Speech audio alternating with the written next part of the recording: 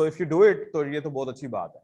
और वैसे भी बीइंग मुस्लिम वी शुड, देखो हमारे पास 15 तो कुरानिक पैसेज हैं टोटल, और बीइंग मुस्लिम। सर जी बेटे। सर आप ये हैंड आउट्स ग्रुप में सेंड कर देंगे फिर से? मैं ग्रुप में सेंड करवा देता हूँ, मैं सनी भाई को कह के करवा देता हूँ। बेटे अब आवाज ना आए मिस्टर, डांट बड़ी जबरदस्त पड़ती है पता ना। जी मिल जाएगा, अभी जरा खामोशी से सुनिएगा। होता ये है कि हमने जो हैंड आउट दिया था उसमें मैंने आपको जो चीज दी है ये आइडियल है, this is according to the Cambridge pattern, पूरा का पूरा पैटर्न जो है वो जो रिक्वायरमेंट कर रहे हैं ना उसके मुताबिक लिखा हुआ उसमें। एनीवेज, लेकिन हमें बीइंग स्टूडेंट और न्यू स्टूडेंट्स हम बहुत सारी गलतियां भी करते हैं। लेकिन कौन सी ऐसी चीजें हैं जो आपको कुरानिक पैसेज के अंदर लिखना लाजिम है? पहली बात तो थीम। जब हम बात करें थीम की तो थीम में क्या क्या चीजें हमें डालनी पड़ेंगी? नंबर वन, थीम के लिए नंबर वन तो आप ये बताएंगे ये मक्की है मदनी सूरत है, पहली बात। ठीक है। दूसरी बात क्या है ये? अल्लाह एंड हिमसेल्फ है, अल्लाह विद हिज क्रिएटेड वर्ल्ड है, अल्लाह विद हिज मैसेंजर्स है, क्या है ये? किससे डायलॉग हो रहा है? ठीक है, ये दूसरा पॉइंट इसमें आता है थीम में। तीसरा पॉइंट थीम में आता है कि what are the main attributes, what are the main attributes of the surah. जो उसके अंदर एट्रीब्यूट अल्लाह ने बयान किए हैं उनको आपको डिफाइन करना आना चाहिए विद द रेलेवेंट वर्ड्स। ठीक है, within the given paragraph. Your words should be well verbatim, आपकी वोकैबुलरी गुड होनी चाहिए, अगर अच्छी होगी तो तब लिखेंगे। हाँ, पहले मक्की और मदनी बताना है, फिर आपने ये बताना है कि सूरत जो है कॉन्टेक्स्ट में नहीं जाना है, कॉन्टेक्स्ट नहीं, theme is not about context. Theme में आपने दो बातें तो लाजमी बतानी है, पहली बात ये मक्की है या मदनी है, दूसरी बात आपने ये बताना है कि ये जो है ये अल्लाह एंड हिमसेल्फ है, अल्लाह विद हिज क्रिएटेड वर्ल्ड है, या अल्लाह एंड हिज मैसेंजर्स है, तो ये भी बताना आपके लिए लाजमी है। उसके लिए बड़ी शॉर्ट सी बात है, पहली पांच कौन सी हैं? पहली पांच कौन सी हैं? पहली पांच सारी की सारी जो है वो बेसिकली अल्लाह एंड हिमसेल्फ हैं। दूसरी पांच कौन सी हैं? अल्लाह एंड हिज क्रिएटेड वर्ल्ड। ठीक है, एंड जो लास्ट पांच है वो कौन सी हैं? अल्लाह एंड हिज मैसेंजर्स। तो जाहिर बात है मैसेंजर तो आपको फौरन पता लग जाएगा, जिसमें नाम ही मैसेंजर का आ रहा होगा, इब्राहिम का, यूसुफ का, मूसा का, मोहम्मद का नाम आ रहा होगा, तो यू विल फौरन नोटिफाई कि हाँ ये तो पता लग जाएगा। दो चीजें नहीं पता लगती, अल्लाह एंड हिमसेल्फ और अल्लाह एंड हिज क्रिएटेड वर्ल्ड। तो वो भी जब आप बार बार इनको पढ़ेंगे, बार बार करेंगे, तो आपको फौरन पता लग जाएगा, पांच तो हैं। ठीक है, तो आपको फौरन पता लग जाएगा कि इसमें डिस्टिंग्विश क्या है। तो मेन थीम में आपने ये दो बातें लिखनी होती हैं, लेकिन साथ में फिर एट्रीब्यूट ऑफ द सूरा लिखना होता है। ठीक है, आपको एट्रीब्यूशन देना लाजमी है, अगर आप एट्रीब्यूट नहीं देते तो फिर भी मार्क्स कटते हैं। फिर आते हैं एट्रीब्यूट, मतलब उसके अंदर जो फीचर्स हैं, सूरा की जो फीचर्स बयान किए हैं गॉड ने खुद ने। अच्छा, फिर फिर आते हैं हम दूसरे पार्ट पे। जो दूसरा पैसेज होता है वो होता है इंपॉर्टेंस का। अब इंपॉर्टेंस में आप सूरत की क्या लिख सकते हैं? ठीक है, अब वो जैसे कि मिसाल के तौर पर आपको पहले बताता हूँ कि सूरत आयतुल कुर्सी ले लेते हैं।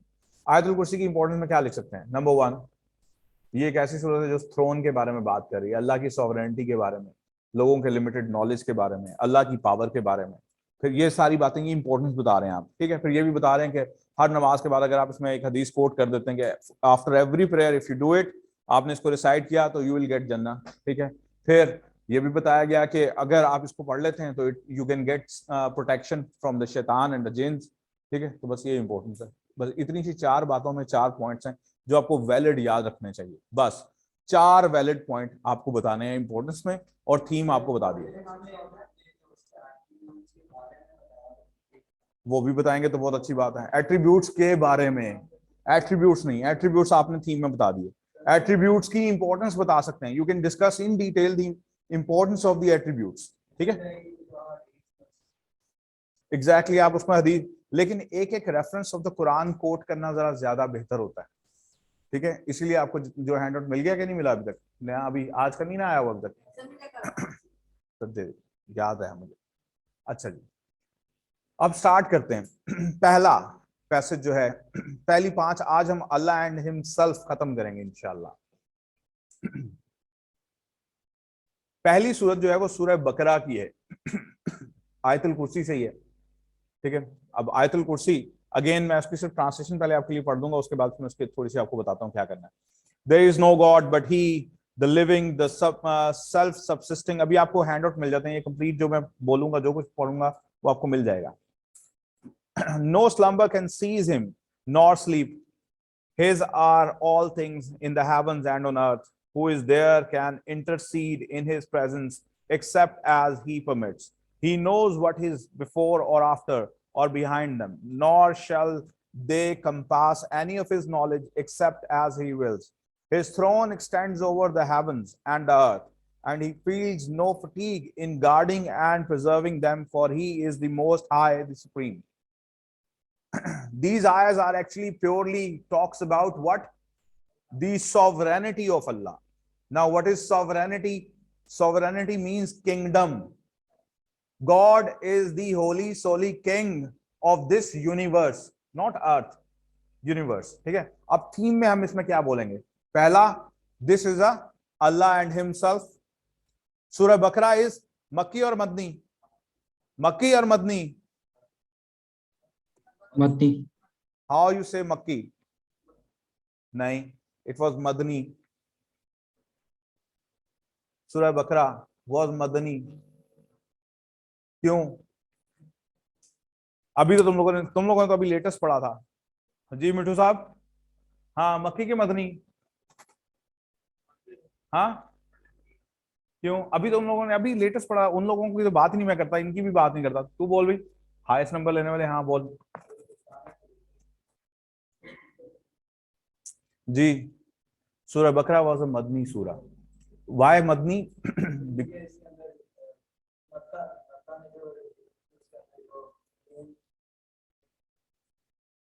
मदनी इसलिए है, पहली तो बात ये समझें कि मिराज का वाकया कब हुआ था?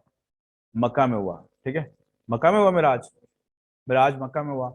तो कुछ आयात इसकी, ये पूरी जो सूरत जो है ये सारी की सारी मक्का में नहीं उतरी.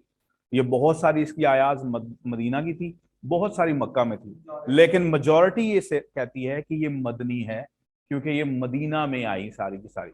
लेकिन बहुत सारी आयत, जैसे कि जब मिराज पे गए नबी सल्लल्लाहु अलैहि वसल्लम, तो लास्ट सूरह बकरा की जो लास्ट आयत थी वो कौन सी थी?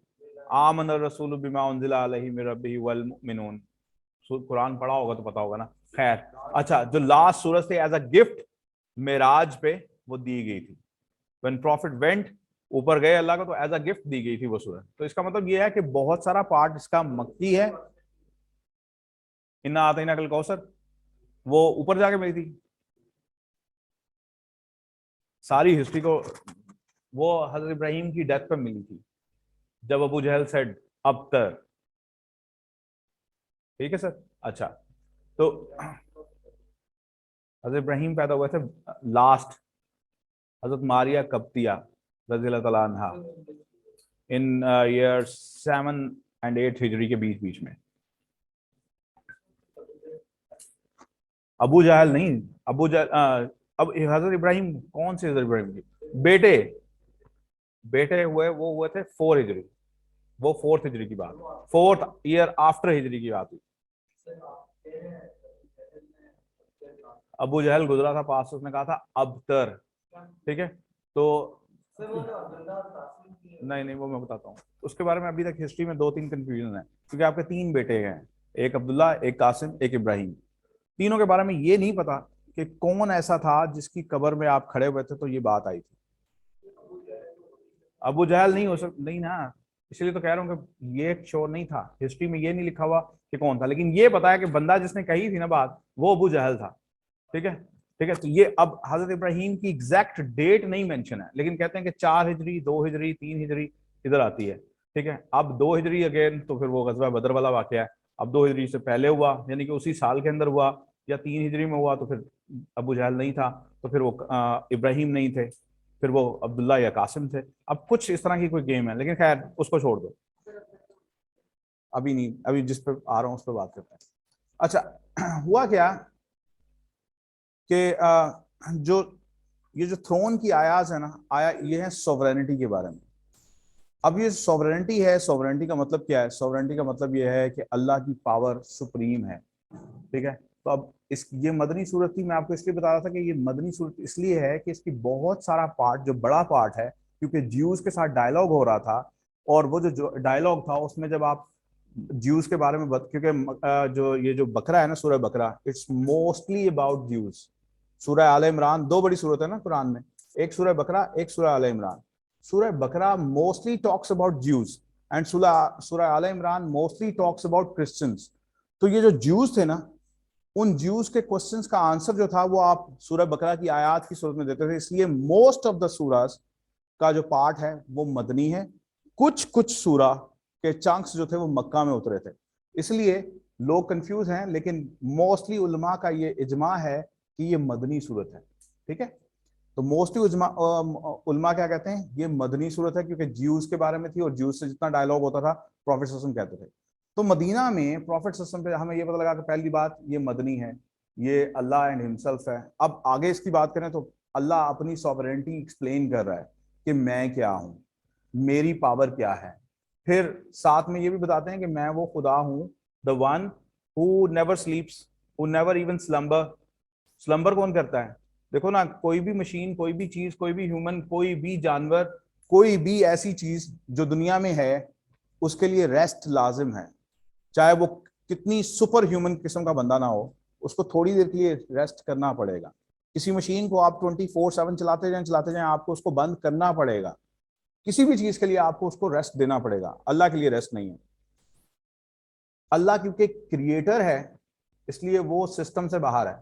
इसलिए अल्लाह को जब कहते हैं ना डिफाइन अल्लाह, तो दो वर्ड आते हैं, he is omni potent and omni present. ये दो लफ्ज सिर्फ अल्लाह के लिए हैं, और कोई चीज ऐसी नहीं है जो ओमनी पोटेंट है एंड ओमनी प्रेजेंट है। कोई ऐसी चीज नहीं है पूरी दुनिया के अंदर। इसीलिए टाइम बाउंड अल्लाह नहीं है, क्योंकि अल्लाह टाइम से बाहर है। अल्लाह ने हमें क्रिएट किया है, तो अल्लाह इज नॉट टाइम बाउंड। ठीक है, वो टाइम में बाउंड नहीं है। हम कैद हैं टाइम के अंदर, हम कैद हैं जिंदगी के अंदर, हम कैद हैं इस दुनिया के अंदर। सो इधर ही वो बता रहे हैं कि आसमान और जमीन के बीच में what ever goes on, what is expelled out of आसमान या हेवंस, वो सारा कुछ अल्लाह को पता है। तो अल्लाह अपने नॉलेज के बारे में यहाँ पे बता रहे हैं, डिफाइन कर रहे हैं कि I am superior in the knowledge, gateway हूं नॉलेज का। So what ever little you know because of me. तो यहां चैलेंज करते हैं, फिर कहते हैं कि मैं ही हूं वो जो प्रोटेक्टर भी हूं। Protector from home? From Shaitan, from jinns, from evil things. जिंदगी, मौत, डेथ, लाइफ, इस सारे साइकिल का ओनर भी मैं हूं। तो यहां ये एट्रीब्यूट्स अल्लाह बयान कर रहा है, तो इन्हीं एट्रीब्यूट्स को आप यहां पे मेंशन कर देंगे, बस सिंपल। ठीक हो गया, ये आ गई थीम। अब इंपॉर्टेंस पे आते हैं। इंपॉर्टेंस क्या होती है? नंबर 1, ये सूरज जो है, ये जो सूरह बकरा की ये जो आयत है, ये कंटिन्यूअस आयत है, इनके बीच में कोई आया एक खत्म नहीं होती, एक बड़ी आयत है, यानी कि आप नमाज में पढ़ सकते हैं इसको। ठीक है, और अगेन अल्लाह ताला ने इसमें अपना एक ऐसा नाम इस्तेमाल किया गया है जिसको कहते हैं कि it's the name that has been liked by Allah. So whatever dua you say with the name of these, अल्लाहु ला इलाहा इल्ला हुवल हय्युल कय्यूम, तो इट विल बी एक्सेप्टेड। तो कोई भी दुआ आप इस नाम के साथ मांगेंगे तो कबूल होगी, क्योंकि अल्लाह के नामों में सबसे बड़ा नाम जो है वो हई एंड कय्यूम है। ये हई और कय्यूम क्या होता है? हई और कय्यूम जी, लिविंग एंड वही omni potent and omni present, ये हय्युल कय्यूम का मतलब है। तो जो स्कॉलर्स हैं वो ये कहते हैं कि it's actually the word which is most liked by profits, most liked by God himself. तो जो भी दुआ इस नाम को लेके मांगी जाती है अल्लाह ताला कबूल कर लेते हैं। ठीक है, देन ला इलाहा इल्लल्लाह, this is the gist of whole Islamic books. पूरा कॉन्टेक्स्ट ही है ला इलाहा इल्लल्लाह, देयर इज नो गॉड। जितने प्रॉफिट्स आए, जितने नबी से पहले भी, हमारे मोहम्मद सल्लल्लाहु अलैहि वसल्लम से पहले भी आए, सबने एक ही बात पे बात की कि there is no God but one, Allah. ये जिस्ट है। सो ला इलाहा इल्लल्लाह एक ये, और साथ में हय्युल कय्यूम दूसरा ये। कहते हैं दीज आयर्स आर दी, कहते हैं पूरे कुरान की जो कह लेना कि जिस्ट है, क्योंकि अल्लाह ताला का तो यही काम है, वो बता रहे थे कि मैं हूं, और सारे नबियों ने भी आके ये कहा कि एक है, एक अल्लाह है, और फिर साथ में उनके एट्रीब्यूट भी साथ बता दिया गया कि वो हमेशा के लिए है, हमेशा से था, हमेशा रहेगा। यही वो बात है जो इंसानों में और अल्लाह में डिफ्रेंशिएट करती है। यही वो बात है जो आइडल्स में और किसी भी सुपर ह्यूमन चीज में डिफरेंशिएट करते हैं। जिन भी मर जाएंगे, शैतान भी खत्म हो जाएंगे, जो चीज नहीं खत्म होगी दैट विल बी अल्लाह। तो यहां पहला इसकी इंपॉर्टेंस ये है कि अल्लाह अपना बताता है कि मैं वर्दी ऑफ वर्शिप इसलिए हूं कि आई एम एवर लास्टिंग। फिर दूसरी बात बताता है कि मैं वर्दी ऑफ वर्शिप इसलिए हूं कि मैं सारी दुनिया को कंट्रोल किए हुए हूं। Whatever you eat, whatever you do, whatever you go, wherever you go, it's all because of my will. मेरी विल है तो तुम चल सकते हो, मेरी विल है तो तुम खा सकते हो, मेरी विल है तो तुम सांस ले सकते हो। वो कहते हैं कि मैं पूरी दुनिया को कंट्रोल किए हुए हूं। ये भी बात बता दी कि मेरी हैजमनी है, there is no king like me. Allah challenge कर रहे हैं इसी में। देन थर्ड बात, नॉलेज भी जितना भी ड्राइव हुआ है, whatever we explore, whatever we invent is just because of the blessing of Allah. फिर आखिर में फिर बताते हैं कि मैं वो हूं जिसको ना नींद आती है, आई डू नॉट स्लीप, मेरे अंदर कोई ह्यूमन वाली चीजें नहीं है। आई डू नॉट ईट, ना खाता हूं ना पीता हूं, मेरे अंदर कोई ह्यूमन जरूरत ही नहीं है। ह्यूमन ग्रीडी है बाय नेचर, कभी खाने के लिए, कभी पीने के लिए, कभी सांस लेने के लिए। We are greedy and we are dependent on different items. खाना नहीं खाएंगे तो मर जाएंगे, पानी नहीं पिएंगे तो मर जाएंगे, सांस नहीं लेंगे तो मर जाएंगे। अल्लाह इन तमाम नेसेसिटीज, जो basic necessities of life consider होती हैं, इनसे बियॉन्ड है। तो यहां इंपॉर्टेंस में फिर वो ये बताता है, यानी कि वो फिर क्लेम करता है कि मैं सुपीरियर हूं किसी भी ऐसी चीज से जो अपने आप को गॉड क्लेम करती है। क्योंकि उस जमाने में जस्ट इमेजिन कि आप 1440 साल पुराने पीछे चले जाएं, तो वहां लोग आइडल्स को वर्शिप करते थे। बट दे ऑल्सो बिलीव्ड कि ये जो आइडल्स हैं, they are not god but they are deities of god. हम इनका नाम लेकर जब खुदा से सिफारिश करेंगे तो अल्लाह हमारी सुनेगा। बारिश के लिए हम उससे बात करेंगे, रिस्क के लिए हम उससे बात करेंगे, तो हम इसके बात करेंगे तो फिर अल्लाह हमारी सुनेगा। So when you get involve some other thing, या आप किसी को पार्टनर बना दें अल्लाह के इस काम में, तो अल्लाह ताला इस पे एंग्री हो जाते हैं। तो इंपॉर्टेंस है, अल्लाह अपनी पावर्स के जरिए इंसान को यह बताता है कि मेरे अलावा इस तरह और कोई नहीं है जिसके पास ये क्वालिटीज हैं। अगर हैं तो it's open challenge, except him god. किसी के पास अगर ऐसी पावर्स हैं तो उसको कर लो एक्सेप्ट। जैसे मैं पहले भी बता चुका हूं कि नमरूद, इब्राहिम के जमाने में नमरूद एक किंग था and he claimed himself as god. तो इब्राहिम को अल्लाह ने एक विजडम दी। तो Ibrahim when he went there and he had a discussion with Nimrod, तो नमरूद को कहा कि if you are god then okay, मैं जिस गॉड को बिलीव करता हूं वो गॉड ईस्ट से सूरज निकालता है, वेस्ट में वो सेट होता है। अगर तुम गॉड हो तो तुम मगरिब से निकाल दो और मशरिक में उसको सेट करवा दो। उसने कहा ऐसा नहीं हो सकता। उसने कहा अच्छा, मैं जिस गॉड को बिलीव करता हूं वो जिंदा भी करता है और मारता भी है, वो जिंदगी भी देता है और मौत भी देता है। अगेन ये वो सारी चीजें थी जो बियॉन्ड एक ह्यूमन रीच थी, वो ये भी नहीं कर सका। लेकिन उसने सिर्फ करके दिखा दिया कि एक बंदे को बुलाया और दूसरे को बुलाया, उसने कहा इसको मार दो और उसको छोड़ दिया। उसने ये दिखा कर दिया, उसने कहा नहीं ऐसे नहीं, वो जिंदगी भी देता है और मारता भी है। ठीक है। फिर खुद इब्राहिम को भी समझ नहीं आती थी कि अल्लाह ताला दोबारा जिंदा कैसे करेंगे। तो इब्राहिम अलैहिस्सलाम को शायद उस जमाने में पैरट्स होंगे, तो उनको कहा था कि 7 बर्ड्स लें। कुरान सूरह यासीन में एक किस्सा है। उन्होंने कहा था कि अल्लाह मियाँ आप कैसे, ये तो सारी जमीन में मिट्टी में खत्म हो गए, how would you be able to make them alive once again. तो अल्लाह ने कहा it will not be a difficult task for me, I say कुन एंड इट हैपेंस, कुन फयाकुन हो जाता है। तो कहा कैसे, कहा ऐसे कि ये 7 परिंदे पालो और इनको अपनी विसल के साथ टेम कर लो। टेम कर लिए, जब विसल बजाते थे वो उड़ते हुए आ जाते थे और बैठ जाते थे बाजू पे। फिर कहा कि okay now slaughter them 1 by 1, और इनके छोटे छोटे टुकड़े करके इनको 7 डिफरेंट माउंटेन्स की पीक पे फेंका।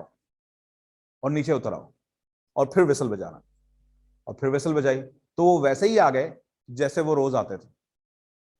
तो अल्लाह ने कहा मेरे लिए कोई इतना बड़ा काम नहीं है, तुम्हें 1000 दफा जिंदा कर सकता हूँ, 1000 दफा मौत दे सकता हूँ। खैर, ये थी सॉवरेनिटी के बारे में। इसको कहते हैं सूरह बकरा। सूरह बकरा मदनी सूरत। अल्लाह एंड हिमसेल्फ, अल्लाह के एट्रीब्यूट्स। अल्लाह के एट्रीब्यूट्स में अल्लाह की सबसे पहला जो एट्रीब्यूट था सॉवरेनिटी का था, दूसरा अल्लाह के नॉलेज का था, तीसरा अल्लाह की पावर्स का था, चौथा अल्लाह का अबव ह्यूमंस होने का था, यानी कि ह्यूमन डिजायर्स, ह्यूमन नेचर उसमें नहीं है। ठीक है, तो ये एट्रीब्यूट्स थे। अभी इधर चलते रहते हैं। लिख दुआ अभी आ जाएगा, ये तुम्हें मिल जाएगा, मैंने बताया तो हैंड आउट मिल जाएगा। हाँ अभी आ जाएंगे, वो प्रिंट करने के लिए दिए तो हुए, पता नहीं क्यों नहीं आए अभी तक। हाँ, कुरान इज फुल ऑफ हजरत मूसा का किस्सा। हालांकि कुरान हमारे प्रॉफिट पे उतरा है, लेकिन सबसे ज्यादा किस्सा जिस नबी का रिपीट हुआ है उसका नाम है मोसेस। इसलिए कि उस जमाने में 2 बड़ी नेशंस थी, लेकिन उसमें जो सबसे ज्यादा उतावले थे ना, जो सबसे ज्यादा जेलस थे, दे वर Jews. So off and on they used to come to Prophet, they used to ask him different questions because they were well versed, they were well literate, and they on purpose came to Medina and they settled there because उनकी किताबों के अंदर ये prediction थी कि a man with the name Ahmad will be born in the area which was mentioned in their book, कि वो dates का एरिया होगा। वो वाली डेट नहीं जो आपको फेसबुक वगैरह पर सुनते हैं, डेट्स मतलब खजूर का दरख्त। सो डेट्स का एरिया होगा। Yathrib was known as the garden of dates, वहां बहुत ज्यादा डेट्स होती थी। ठीक है, और वो फ्रूट बहुत मशहूर था उस मदीना की जगह पर। तो ज्यूज ऑन पर्पस आके वहां सेटल हुए थे कि if there will be a child born, तो वो उनके में से किसी एक में से पैदा हो जाए। तो वो नहीं हुआ, और फिर इसीलिए अल्लाह ताला ने किबला भी चेंज करवा दिया था। और that was actually a sign, a clear sign for the Jews कि they will have no power any more, क्योंकि अब सारी पावर्स जो है अल्लाह ने सेंट्रिक कर दी हैं बनी इस्माइल की जो औलाद थी ना, हजरत इस्माइल की औलाद, उसमें। अब वो जो बनी इसराइल थी, जो हजरत इसहाक की औलाद थी, उससे पावर्स ले ली गई हैं। No more profit from them now. तो ये बात थी। इसलिए कुरान का किस्से बार बार हैं, लेकिन सबसे ज्यादा किस्से सूरह बकरा। बकरा का मतलब है काओ। और काओ कौन सी थी? हजरत मूसा जब गए थे कोहे तूर पे खुदा से मुलाकात करने के लिए, तो अपने पीछे उन्होंने हजरत हारून को, हिज ब्रदर, उनको कहा था कि you will be my caliph, तुम मेरे वाइस हो यहाँ पे। तो इन माई एब्सेंस 40 डेज के लिए वो चले गए थे, तो you take care of them. तो उनकी एब्सेंस में शैतान आया, और शैतान ने उनको कहा कि ऐसा करते हैं, क्योंकि ये बछड़ा है ना, एक सोने का बछड़ा बनवाया और उसमें से आवाज आती थी। उन्होंने कहा ये देखा, इसमें से आवाज भी आती है, इसकी वर्शिप करना लाजमी है, इससे जो बात मांगोगे वो डायरेक्ट अल्लाह मानेगा। लोगों ने 40 दिन, सिर्फ 40 दिन मूसा वर अवे, और क्या हुआ कि उनकी एब्सेंस में वो उसको वर्शिप करना शुरू हो गए, काओ को। तो काओ का नाम लेकर सूरह बकरा आई, और ज्यूज को बताने के लिए आई कि कितने अनफॉरगिविंग, कितने अनथैंकफुल वो थे, और वो अपने नबियों के साथ क्या करते थे वो बताने के लिए इसमें पूरा किस्से हैं, बार बार बार बार। और फिर एक ही बार को बार बार इंडोर्स किया जाता है, तौहीद, वननेस ऑफ अल्लाह। ठीक है, तो ये इसमें जिक्र आता है। खैर, नेक्स्ट जो सूरह है वो है सूरह अनाम।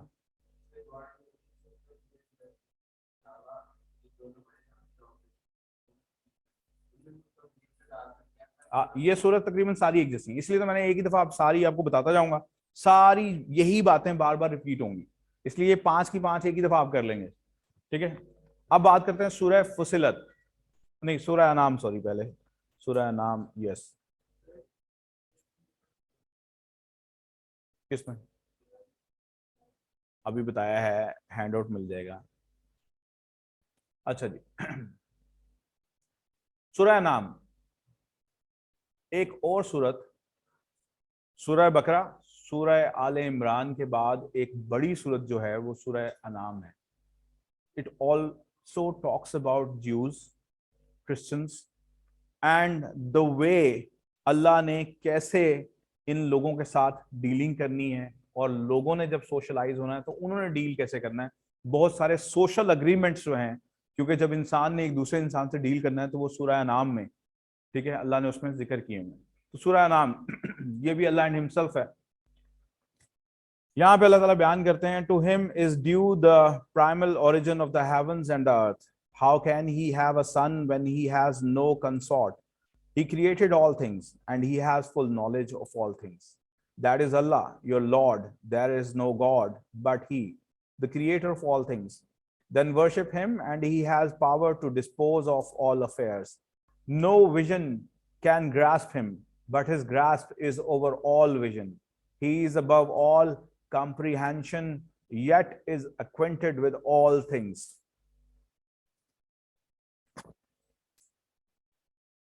सूरह अनाम अगेन अल्लाह इसमें बता क्या रहे हैं, इसमें अल्लाह ताला बता रहे हैं मेन जो कुछ बातें हैं जिसमें वो अपनी अब बता रहे हैं कि हेवन, क्योंकि अल्लाह है ना, तो अल्लाह ने अपनी क्रिएशन बताई।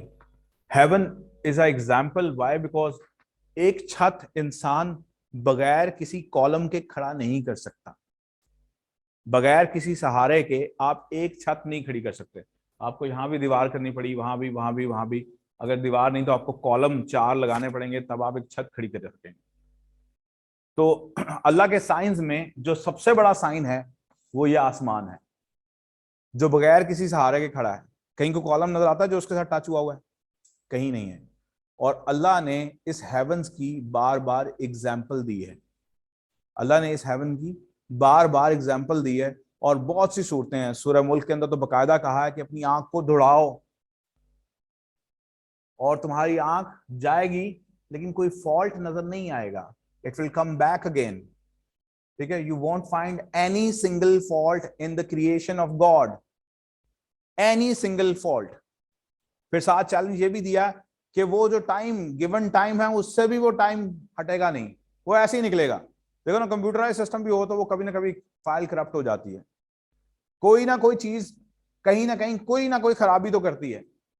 लेकिन ये सिस्टम है जो हमेशा से एक खास चले जा रहा है, चले जा रहा है, चले जा रहा है, और उसी टाइम पे निकलता है, उसी टाइम पे चला जाता है। एक पूरा कैलकुलेटेड टाइम है जिसमें वो चल रहा है, ठीक है। अच्छा, फिर इसी में बताया गया है कि अल्लाह ने 6 दिनों में दुनिया को क्रिएट किया था। 6 days Allah had create, 6 days, 6 दिनों में अल्लाह ने दुनिया को बनाया था। इसी में यह भी बताया गया कि खुद फिर वो थ्रोन पे बैठ गया था। और फिर अच्छा, इसमें अब जो कुछ बातें वो बता रहे हैं, मैं शॉर्ट करके आपको बताऊंगा कि हमने आगे 4 पढ़नी है। इसमें अल्लाह ने पहले तो अपनी क्रिएशन, सबसे बड़ी क्रिएशन की बात की कि सबसे ज्यादा वाज़ेह चीज जो दुनिया में नजर आती है वो आसमान है। आजकल तो इसलिए नजर नहीं आता कि हम छतों में रहते हैं, उस जमाने में छतें नहीं होती थी, लोग, सिंप्लिसिटी उनकी बहुत ज्यादा थी।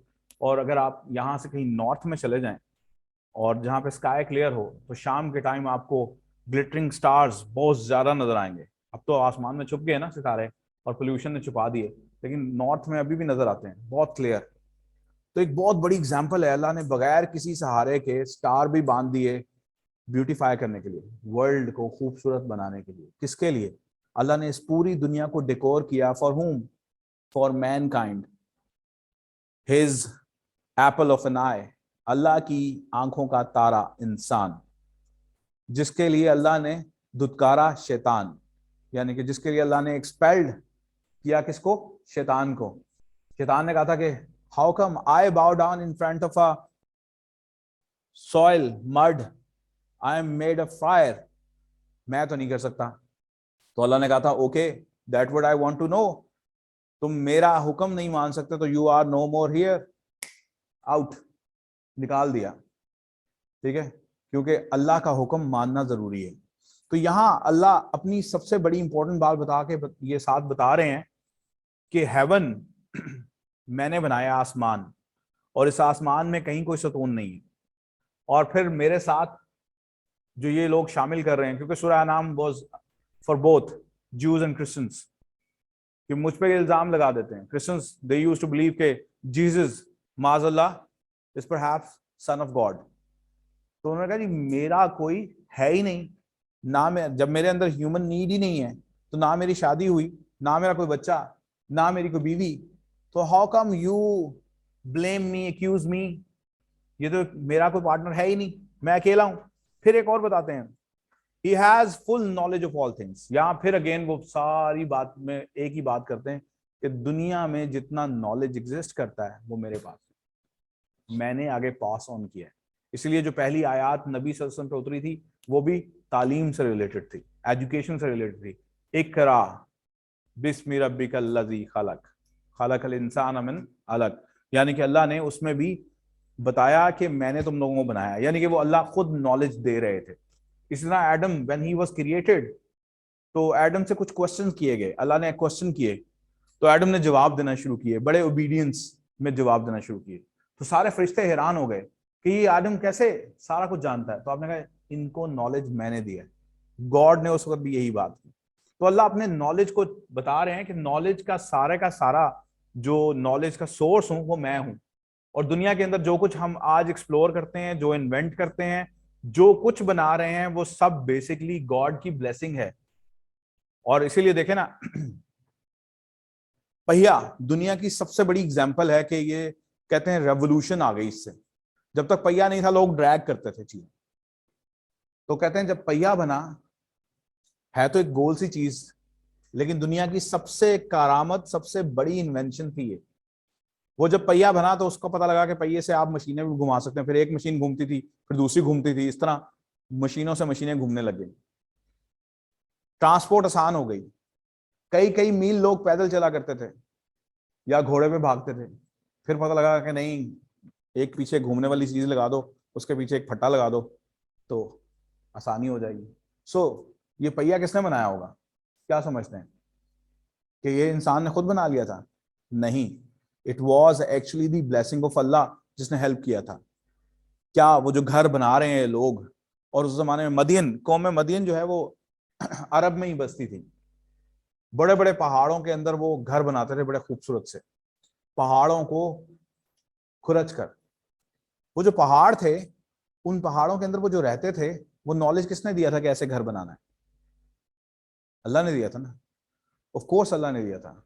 एक बकरी का बच्चा जब पैदा होता है तो पैदा होते साथ ही उसको पता होता है कि ये मेरी माँ है और मैंने ये दूध पीना है और ऐसे मैंने चलना है और ये जानवर है जिससे मुझे डरना है। शेर, चीता, अल्लाह उसको पहले ही सिखा देते हैं कि दीज आर द थिंग्स। कभी हैन का जो एक छोटा सा बच्चा जब अंडे से निकलता है ना, आप तो लेके आगे बाजार से लाकर उसको सिर्फ बाहर छोड़ दें, ऊपर से कौवा गुजरेगा तो वो खुद ही डर जाएगा। किसने उसको बताया? किसने उसके दिमाग में डाला? इंसान के बच्चे को तो नहीं पता होता। ये पता होती है बात? नहीं पता होती। लेकिन उस जानवर को अल्लाह ने इल्म देकर भेजा क्योंकि उसकी जिंदगी छोटी है, उसको बचाने वाली उसकी माँ कम ही होगी। तो उसको पहले से इन बॉर्न नॉलेज था कि ये जानवर मेरे लिए खतरा है, और कुछ दिनों के बाद वो खुद ही खा रही होती है। उसको भी बताया ये चीजें खानी है। तो ये कौन है जो नॉलेज देता है? तो अल्लाह ताला यहाँ जवाब देते हैं कि मैं नॉलेज। तो दूसरा बात फिर अगेन एट्रीब्यूट, पहली बात सॉवरेनिटी, किंगडम, किंग, पावर्स। दूसरी बात मैं नॉलेज का सोर्स हूं, यहां चैलेंज करते हैं। फिर तीसरी बात, that is Allah your lord, there is no God but ही।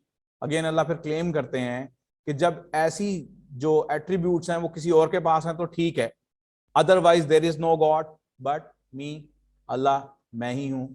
फिर अपनी पावर के बारे में बताते हैं। फिर कहते हैं जी the creator of all things then worship him and he has power to dispose of all affairs. फिर बताते हैं कि सारे अफेयर्स, दुनिया में जो कुछ हो रहा है, लाइफ डेथ साइकिल जो कुछ चल रहा है, जितनी वांट्स नीड्स सब कुछ, उनको जो फुलफिल करने वाला कौन है? अल्लाह हिमसेल्फ, अल्लाह अलोन।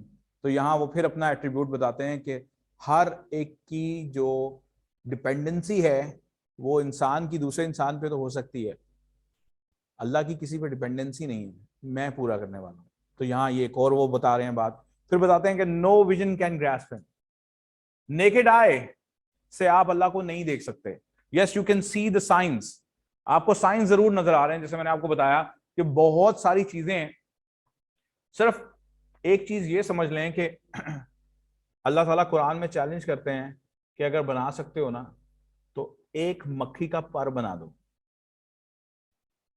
एक मच्छर का पर बना दो।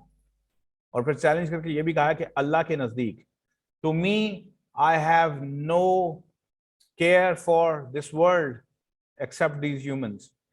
इन ह्यूमंस के लिए दुनिया बनाई, डेकोर की, फूल, कलियां, परिंदे, जानवर, दरख्त, सब कुछ लगाया, डेकोर किया किसके लिए? इंसान के लिए।